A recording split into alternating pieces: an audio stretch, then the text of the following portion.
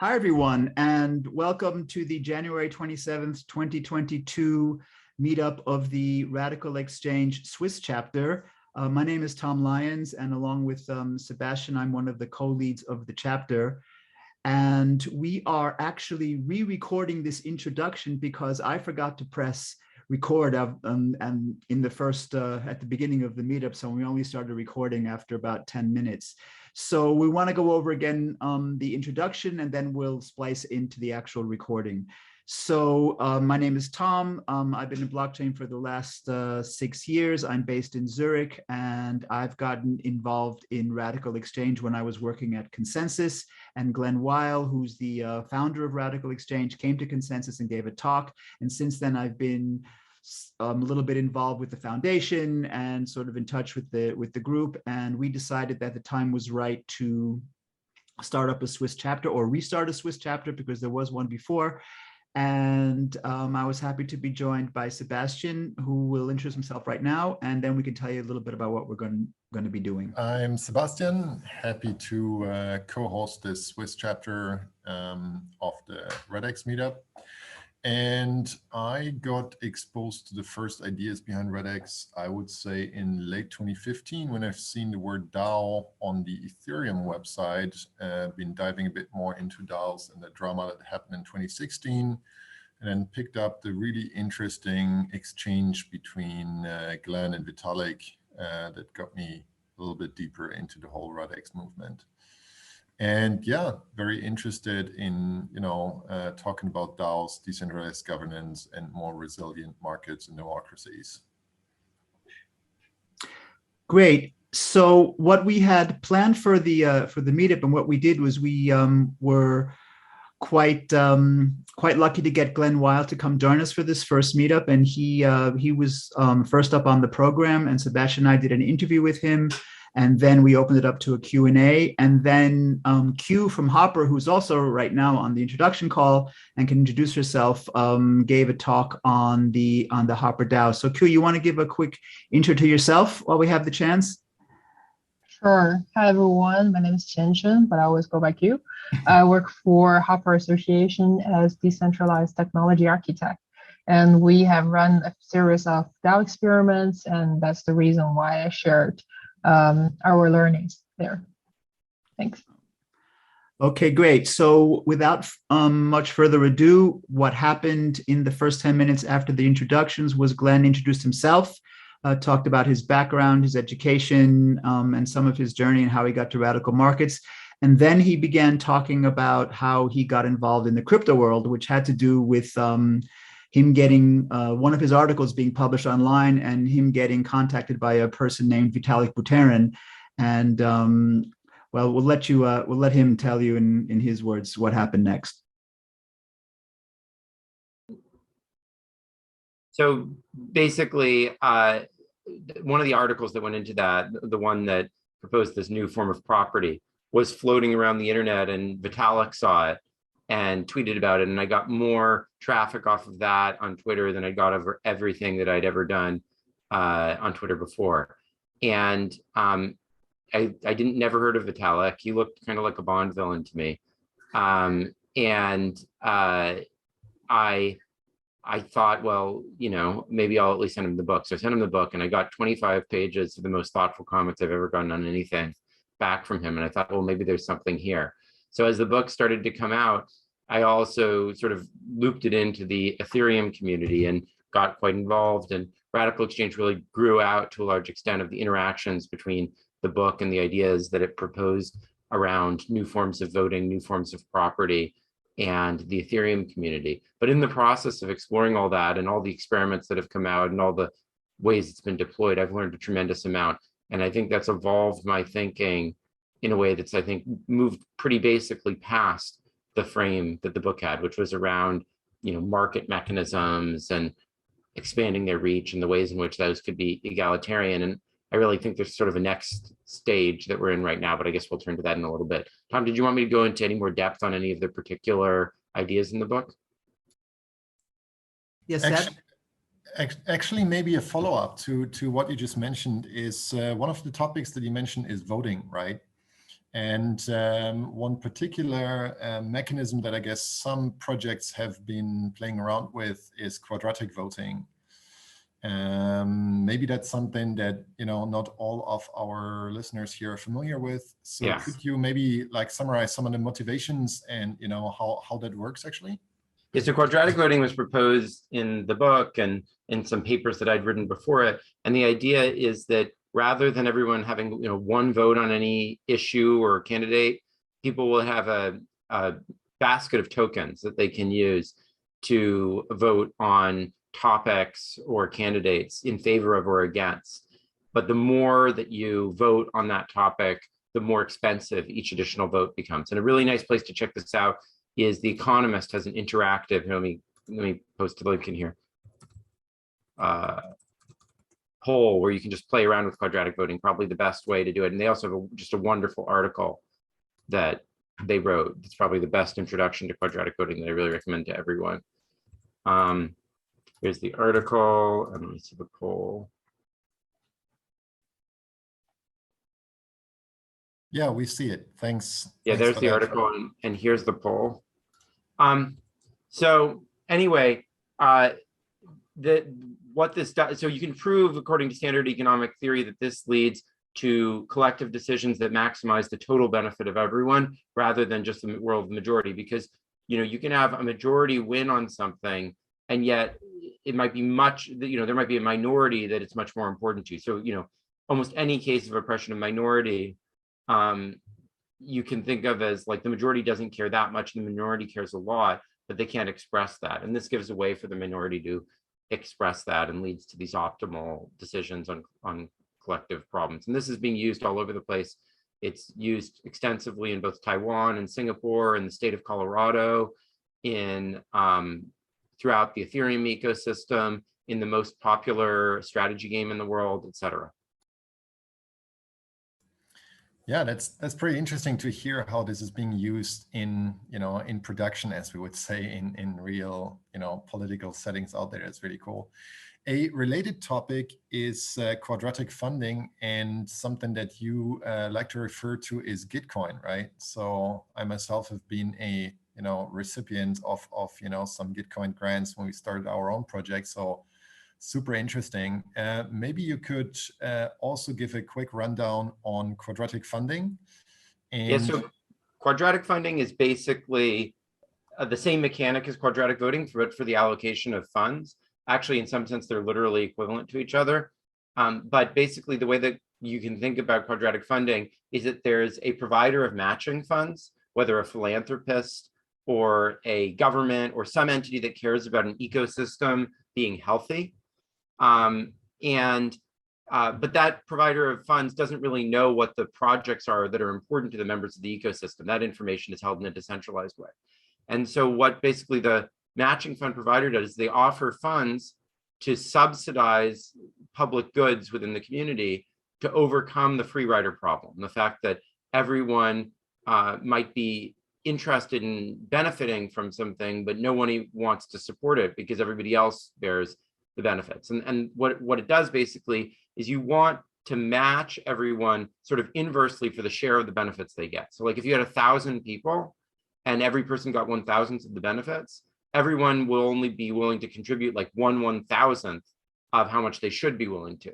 But if you match 1,000 for one, then rather than them having to bear the full burden of the cost for only 1/1000th of the benefit, those things get equalized.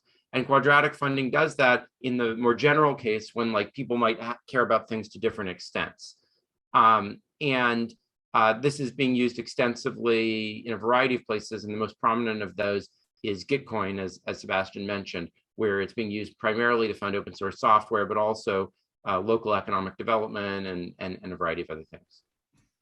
If I'm not mistaken, Gitcoin also publishes sort of reports on how QE and QF are doing, right? They do, but the best reports are actually the ones written by Vitalik. Vitalik writes these great analyses of the data that they put out. So, okay. Maybe one topic of interest, staying in the crypto world. I think a lot of people here are interested in DAOs, right, and decentralized governance. And to what extent are radical markets ideas applicable, or how are you seeing them in being used?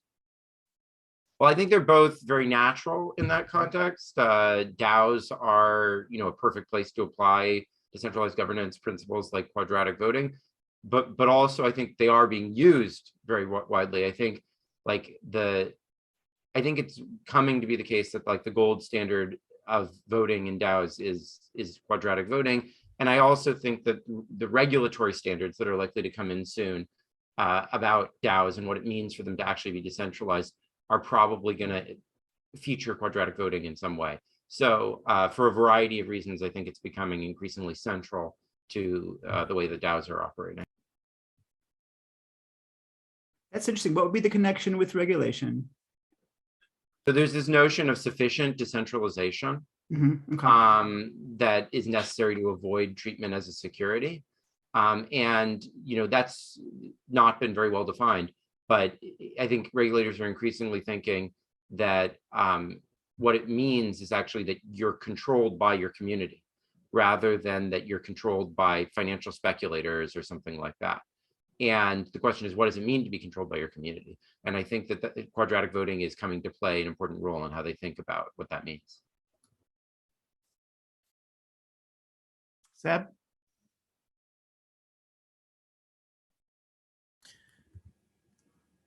We're trying to do a tag team here. No, that's cool. Glenn, actually on that exchange with Vitalik, you mentioned another thing that I found kind of interesting because it seemed to go contrary to other experiments, and that is taxation on signaling. So what I see in the crypto space many times is incentivization, right? So on there, you were referring to the taxation of signaling. If I remember correctly, you mentioned it for like SAT results, scores, and stuff like that. Could you explain what you meant by that? So in economic theory, there's this idea of signaling. Signaling is when you do something that you might not otherwise do just to show that you have some feature. So education is the classic example of this. Like imagine that school didn't actually teach you anything. You might still take a bunch of tests or do a bunch of hard courses just to show that you're smart, right? And that's wasteful. Like that activity is completely wasteful. You're just taking away a good job from someone else who someone might think is smart, right? Now it may help yield some useful information out the other side, but if everyone did less of that activity or studied less for the test or whatever, you would still get the same information and you would just do it with less time wasted on the test. And so that gives a strong indication that you want to tax activities where people are doing that activity partly motivated by the positive social perceptions that will come with them performing well on that activity. Yeah. Okay. So, and I guess one typical example is like, as we see, airdrops being in the crypto world is like something you might signal for something, but you might actually do that because you actually have other motives than just the signaling itself. Yeah. Well, I mean, I don't know exactly what people are trying to signal with that, but to the extent that that's like a site of a good, if people interpret that as some property that you want to have, yeah, that might be done excessively. But there's lots of other things, like speaking in standard white English is a signal of sophistication in US society, even though people speak a variety of dialects of English. So like these are all signs of what I would call cultural capital. The same way that in the radical markets, we've advocated for taxing capital because it brings monopoly rents with it. You might also want to tax cultural capital because it brings these signaling rents with it. Yeah. And I guess one interesting example of that, what you just mentioned, is like Harburger tax, right? To tax. Exactly. The Harburger tax is the tax on capital that we advocated in radical markets. Yeah. All right. Hey, Glenn, I meant to ask you the last thing on maybe on the crypto topic, and I hope you don't mind. But I remember when you were here, we had lunch, and you had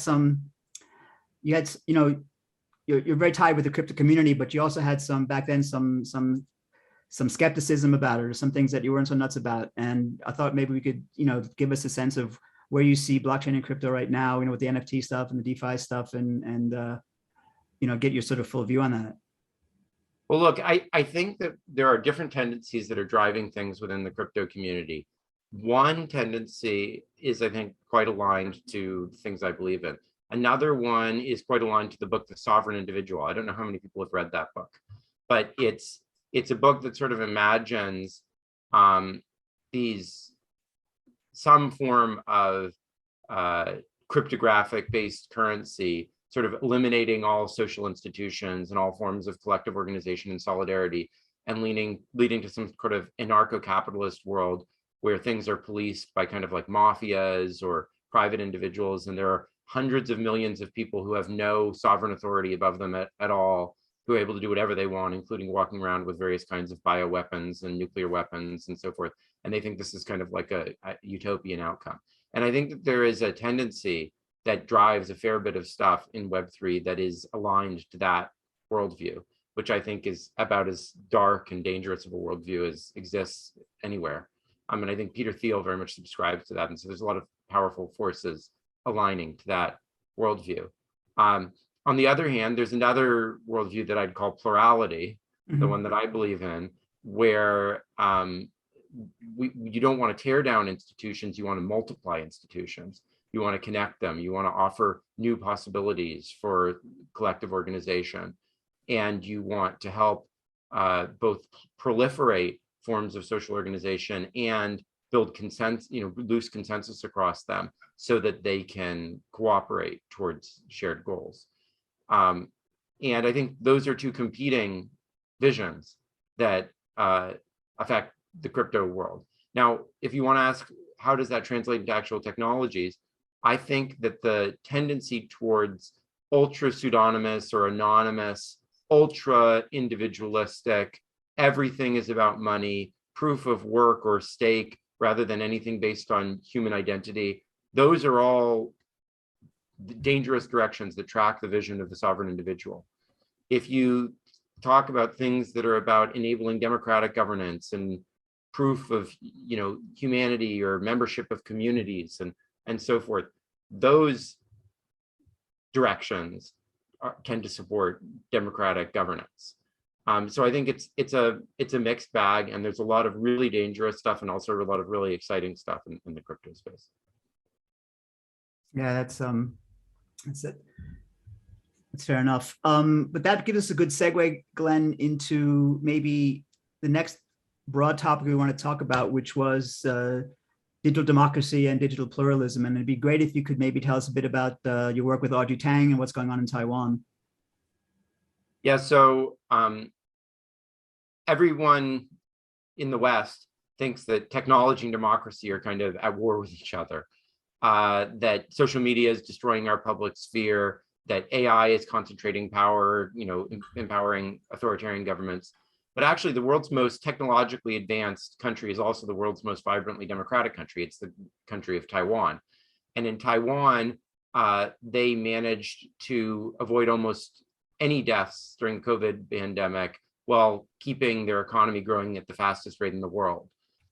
They've managed to receive the highest inflow of misinformation from any country in the world from China, and yet to maintain basic political agreement, build actually consensus using digital tools, and to deal with a whole range of issues, from environmental issues to the impacts of technology on jobs, about the best of anyone in the world. And the way that they've done this is harnessing technologies to empower cooperation across diversity. That approach we call plurality or plural technology. And I strongly encourage people to read about it. The story is just incredible. They've been led by a digital minister, Audrey Tang, who's the first transgender government minister in the world, and who built her movement on the back of the Occupy movement in Taiwan, which actually occupied the national legislature, not unlike what happened on January 6th in the United States. But rather than making that the basis of conflict and violence, they made it the basis of consensus building. So anyways, I just really think it's an incredible story that everyone should look into. Did I understand you're working on a book with her? Yeah, we're working on a book tentatively entitled Plurality, which will, here, I'm working on the book proposal. I'll read you the blurb. So it says, digital technologies designed to empower cooperation across diversity rather than undermine or replace it is liberal democracy's most powerful ally in the fight for the future. The country that has embraced this paradigm of plurality, and where one of us serves as the first transgender government minister, Taiwan, has become both the world's most technologically advanced and most vibrantly democratic. This guide to the trail blazed there is full of snapshots of vistas along the way and directions for ascending further. Sounds great. We'll look for it. All right. Hey, that's cool, Glenn. We thought we'd open this up to anyone here who wants to ask a question or two. Probably easiest to put it in the chat. Let's see. Here we got one from Andrew. What are your many developers in the Web3 space are currently drawn to governing their projects via token and DAOs? What are your recommendations or suggested reading for those teams who are thinking about building a systems that are governed by a diverse community and not a startup corporation? I mean, at the center of any of this has to be identities that are tied to human beings and their social networks, rather than identities that are based on whole ownership of assets. That requires limiting transferability. A nice post on this was by Vitalik today.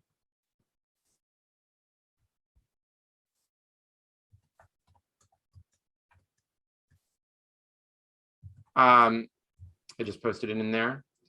So yeah, I think I really recommend looking at all of the work going on with an exit to community, all of the work, all the things Vitalik has been writing about governance, and the work of the RadicalxChange Foundation, because I think we're really trying to make it possible to have this kind of diverse collective governance rather than governance by money.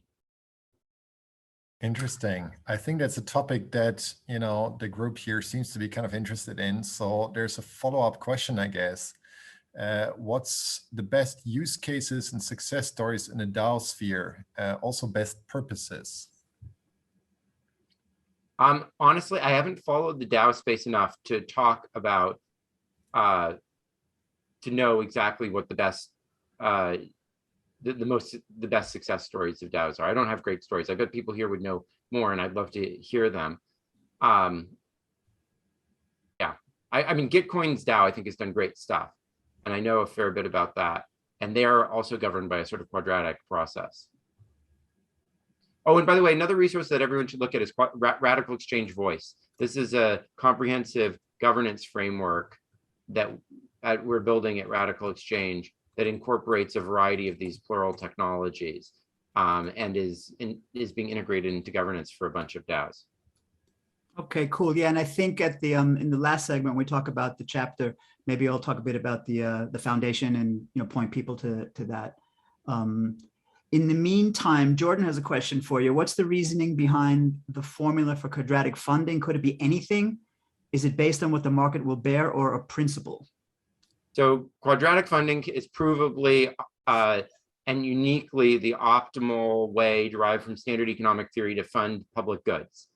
And the reason is that, as I said, you want to match everyone's contribution sort of inversely in proportion to the share they are of a community, right? If someone's 1/1000th of the community, you want to match 1,000 for one. If they're 1/10, you want to match 1/10 for one. And the quadratic formula, I won't go through the mathematics here, but there's like a differential equation that uniquely is solved by the quadratic formula that does exactly what I just said.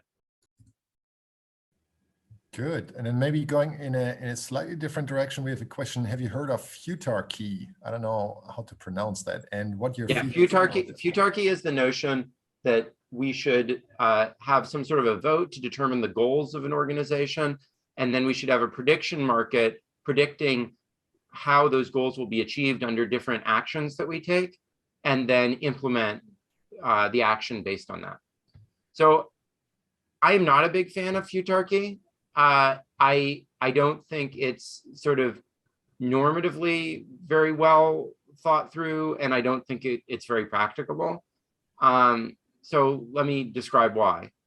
The fundamental, so look, we can talk about prediction markets, and I think there's some issues with prediction markets, and I can come back to those if it's useful. But like, let's imagine that we think prediction markets are pretty good at doing what they do. Even if they are, you can always run a prediction market, and then people can vote taking from the prediction market whatever information they take from it. Futarchy is different. It says, no, we should formally say that there is this objective, and then whatever is determined by the market is likely to achieve that objective better, we should implement. I think that is highly undesirable because it's almost never possible to, so almost anything that you actually want to maximize, you can't measure. And almost anything that you can measure is not actually what you want to maximize. It's some kind of a target. So like, for example, Robin Hanson has talked a lot about maximizing GDP growth. But that's definitely not what we want to maximize. I mean, there's a million things that aren't captured in GDP growth, right? Like even the most standard economists will tell you that. And now it might be interesting to know whether a candidate's going to increase GDP or not. And you might want to hear their plans and hear what the market has to say about that. And as long as you don't think, say, they're destroying the environment hugely or causing a war to increase GDP growth, you might support them. But if you literally make the system mechanically implement whatever maximizes GDP growth, someone can easily do that by just going off and starting a war, because we know that wars increase GDP growth, but they also destroy the capital stock of the country and kill tons of people. So like, it's just like, commitment to any measurable target like that is really not a good idea, because once you've completely and firmly committed to it, there's all kinds of ways to take advantage of and attack the gaps between that formal standard and the actual underlying thing you want to achieve. Whereas if you just use that as one source of information, but allow people to make an all things considered judgment based on it, that's just a much sounder way to incorporate any source of information. Paperclip machine comes to mind. Yeah. I mean, like literally Futarchy is like trying to implement the paperclip machine, you know? Yeah. That's the AI that just makes paperclips until the whole universe is paperclips, that one. Yeah, okay. Hey, Glenn, listen, thanks a lot. I think we're probably going to have to stop it here because we want to Great. We want to get the presentation in from Q until look at the HOPR DAO. Look, I really appreciate you being here. I don't know, can you stay for the rest of the hour or? I'll be in the background a little bit, I guess. Okay, that's cool. And yeah, thanks a lot. Thanks. All right. And with that, I would like to hand it over to my colleague Q. I think there's few people who have been as much on the forefront of, thinking of, but also implementing DAOs. And while what we just talked about is, a lot of theory and a lot of thought that went into it, it's also important to make experiments and to see how these concepts play out in the real world with real ecosystems, funds, and so on. And with that, I would hand it over to Q, who will present some of these experimentations. Hello, everyone. Can you see my screen? Yes, we can, Q. Cool. Pleasure to be here. And please bear with my non-standard English accent. I cannot signal on this front. I'm Q from HOPR Association. So HOPR has been using some radical market theories in our decentralized government experiments. I'm happy to share some of our learnings with all of you today. So before we get to the governance of HOPR, let's start with some background on how HOPR, why HOPR is interested in decentralized governance, and starting with talking about this project itself. For anyone hearing about HOPR for the first time, I'd like you to think about your browser history. Or for DeFi users, just think about the list of transactions you've done lately. To whom you'll be happy to disclose this list? Your friends, your boss, or your bank? So even end-to-end encryption leaks private metadata. And this is the reality of the internet today. So with or without your consent, technical monopolies, they have consumed and profited from those metadata. But the importance of metadata has been overlooked for years. And that's what HOPR is for, to protect your metadata privacy. So HOPR protocol, it's an open source protocol that any computer can run, and together it forms a decentralized packet relay network. HOPR operates on the transport layer, so it can be quietly run underneath most of the application you use on a daily basis, adding an additional layer of the protection to your privacy. So HOPR protects metadata privacy. And naturally, it comes an important question. Who should manage this privacy infrastructure? So privacy infrastructure, it is a public good. Political institutions, digital monopolies, or service providers who shake hands secretly with some secrecy agencies, they are not the best suitable managers. Public goods should be in the hands of people and managed democratically. So in our minds, the only way that can ensure a network level metadata privacy over the long haul is by means of a decentralized network, a network that runs autonomously on its own and managed by its users. So it's not under the control of any companies or organizations. It's essentially a DAO. And in our view, to be more specific, we call this type of governance a decent gov. Decent gov, it's a decent governance and should be a decentralized and community enabling governance. It leverages both the on-chain part and the off-chain governance. And here, of course, chain stands for blockchain, a distributed immutable ledger that all of you already know. The on-chain part will make sure that the ultimate decision-making power is preserved for the community of a project. And the off-chain part will first and foremost facilitate the exchange of thoughts and discussion. And it will also provide sufficient legal grounding that protects individual members from liability.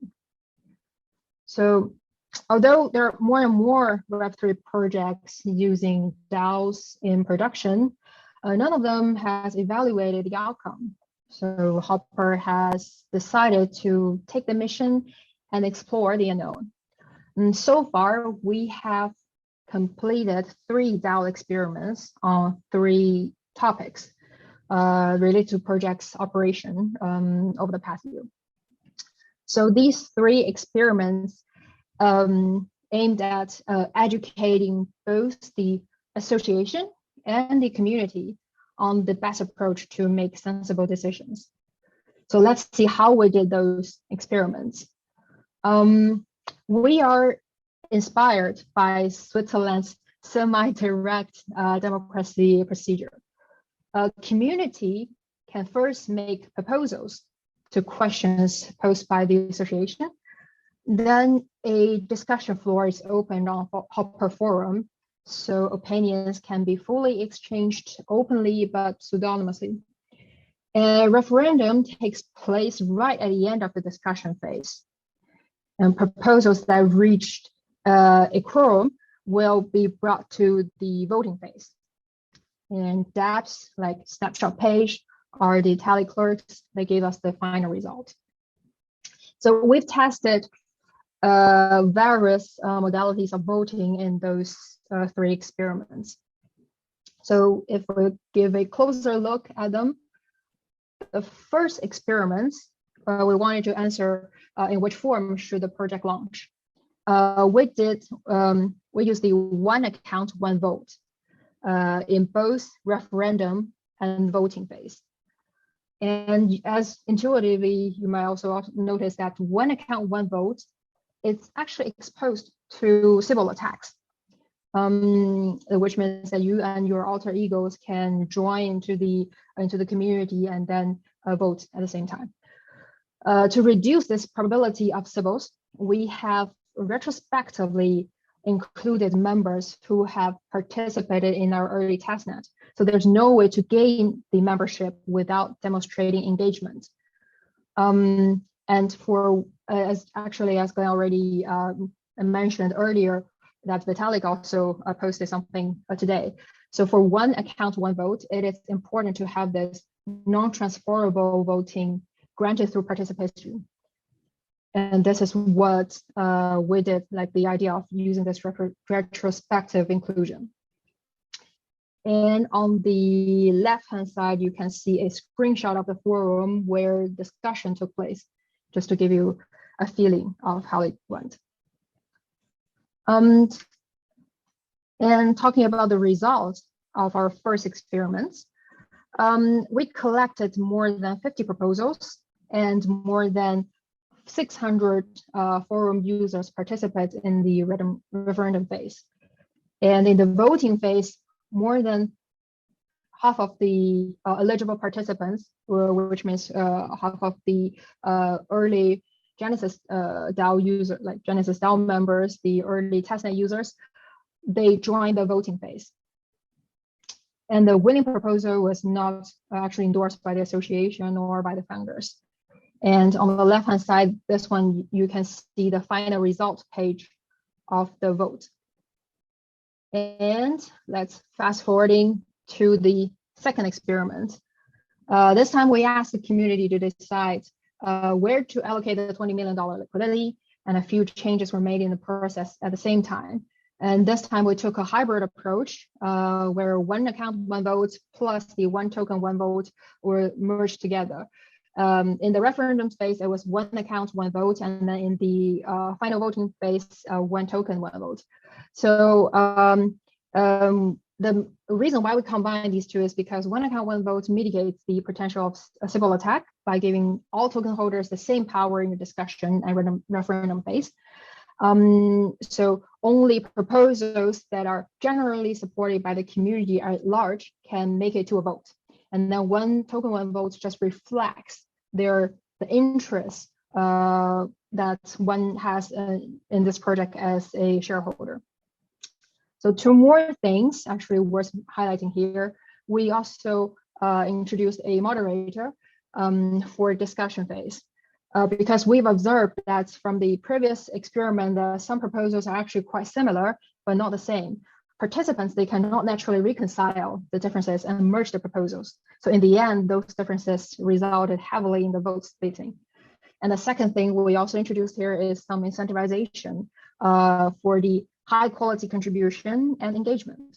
And importantly, to note that we did not incentivize voting, but rather the delivery of contents during the discussion. And here is the snapshot page of the vote for the second experiment. And if we look at the results of the second experiment, so 20 proposals were collected and more than 500 accounts voted. So one observation here is that the result was actually highly influenced by one single large voter.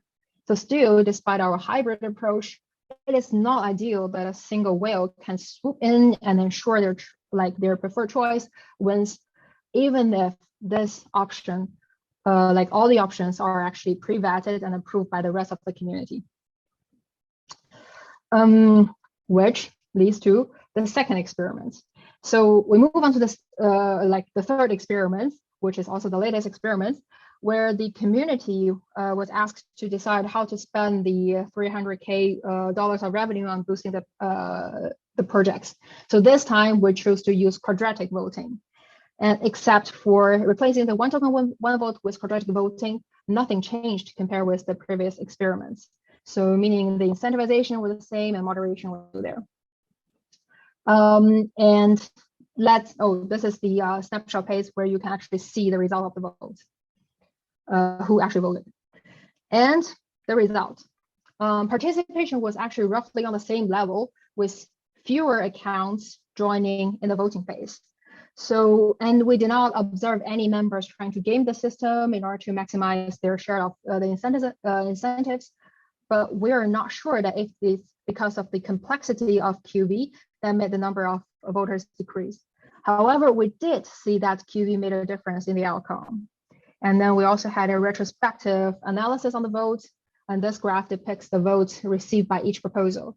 So under quadratic voting, which is highlighted in yellow bar, you see that the winning proposal was like a runaway success, scoring almost as much as the other proposals combined.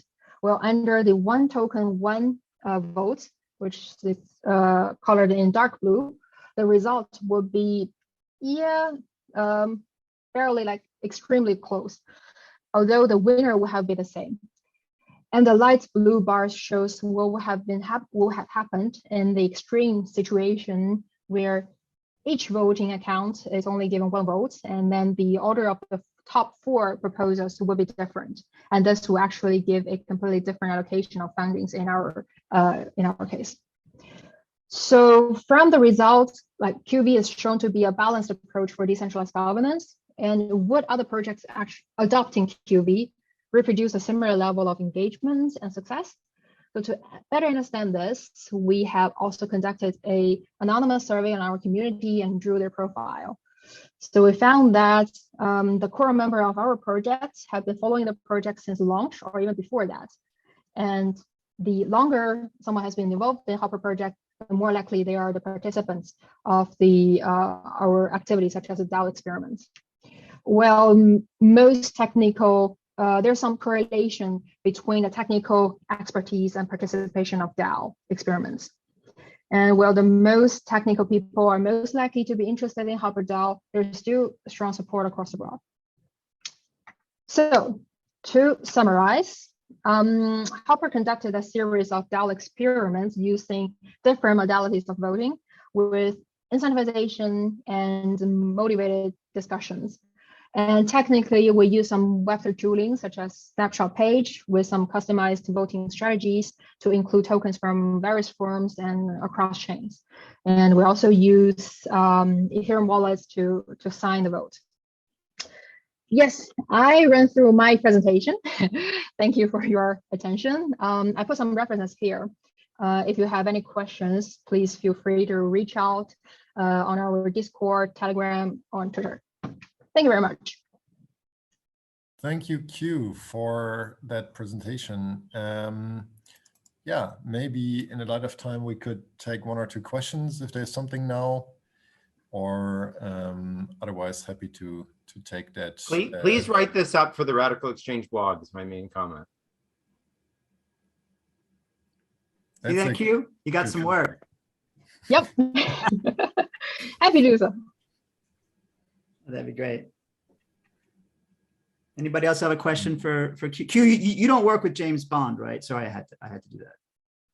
Well, unfortunately not. I couldn't help myself. I've been sitting on my, but I just couldn't help myself.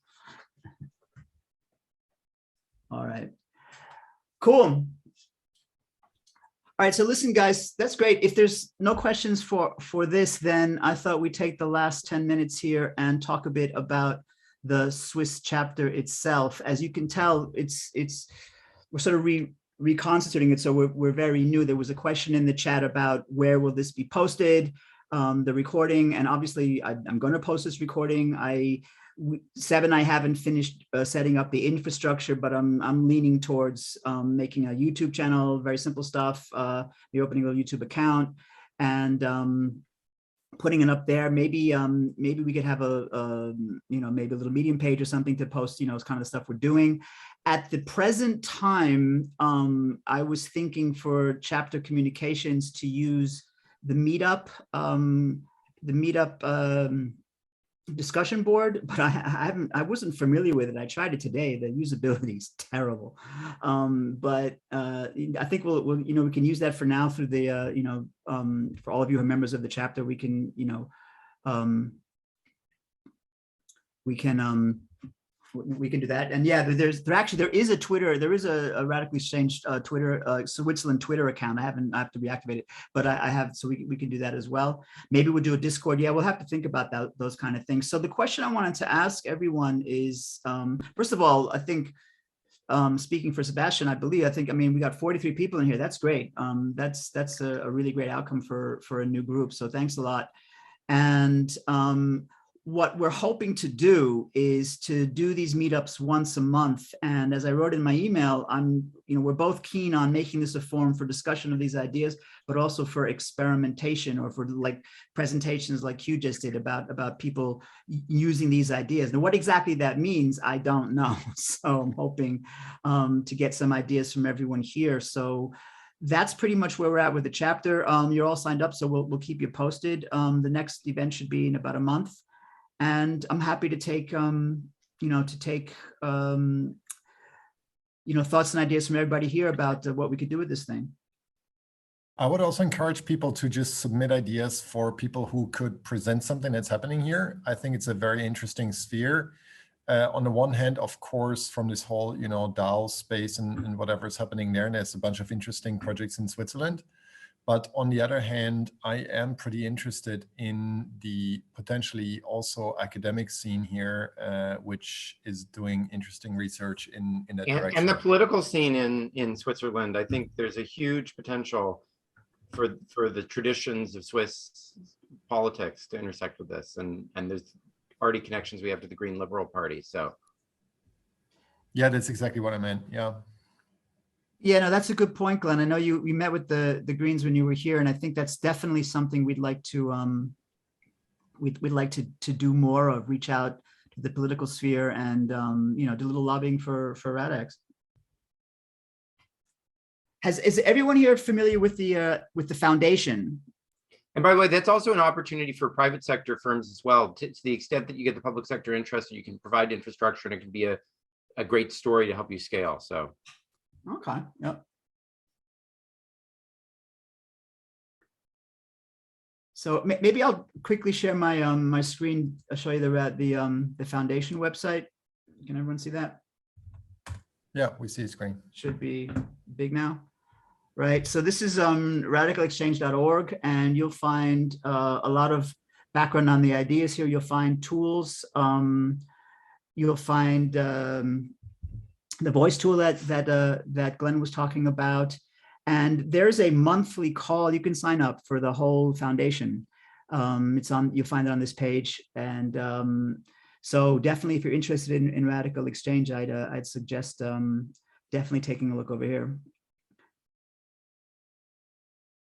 Any other good reading or things we should look at, Glenn? Or any ideas for what we could do? Well, the pillars that we have are arts, government, basically, entrepreneurship, and academia. And I think the most exciting things are at different intersections between those. So harnessing the academic community there to help build ideas that can, go into DAOs, super interesting. Making, like Hugh, for example, I know that you're averse in some ways to governments, and that's fair. But I also think there's a lot of governments that want to support privacy enhancing technologies. And that's like a huge opportunity for you. So the United States government just announced like a special challenge for privacy enhancing technologies. The European Union is starting to invest in it. So a lot of potential there is like see ways in which you can interact with the public sector. I don't know what the arts community is like in Switzerland, but I think there's a lot of really interesting opportunities there for envisioning what these futures are like. So anyways, I just encourage finding intersections like that work for the community and harnessing those as like opportunities for collaboration, sharing them back. Yeah, and then sharing your stories more broadly, like I encourage you to do on the RadicalxChange blog. Those are incredibly valuable to everyone.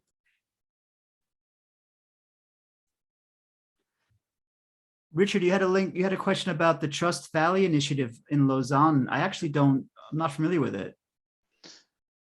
Yeah, okay. The general idea of Trust Valley is to invest in so-called trust technologies. And so they at EPFL, they are running a lot of initiatives in self-sovereign identity, key management, privacy. The whole banknote industry is there and is somehow linked to it. And so if we are looking for the intersection between private government and politics, maybe there I would see an opportunity to raise the topic or to integrate these people.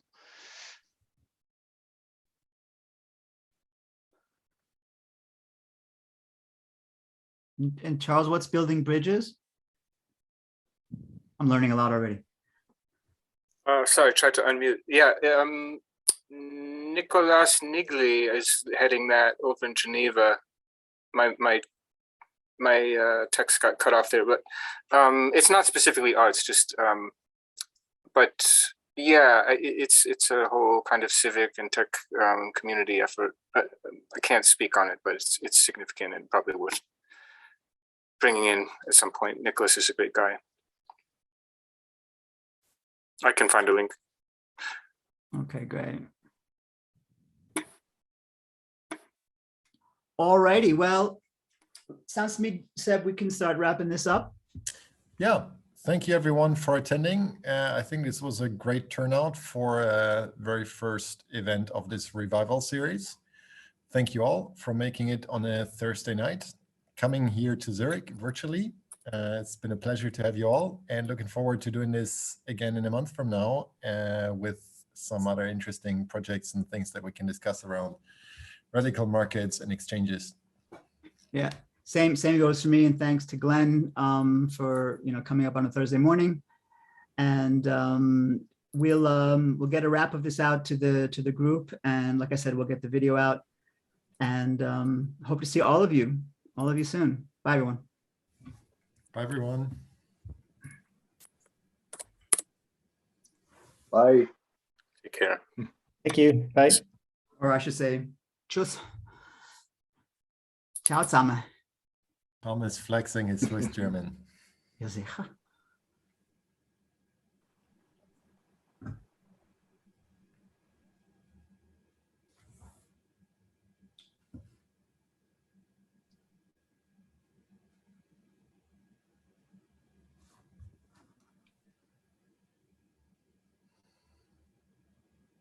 All right. I'm just going to stop the recording here.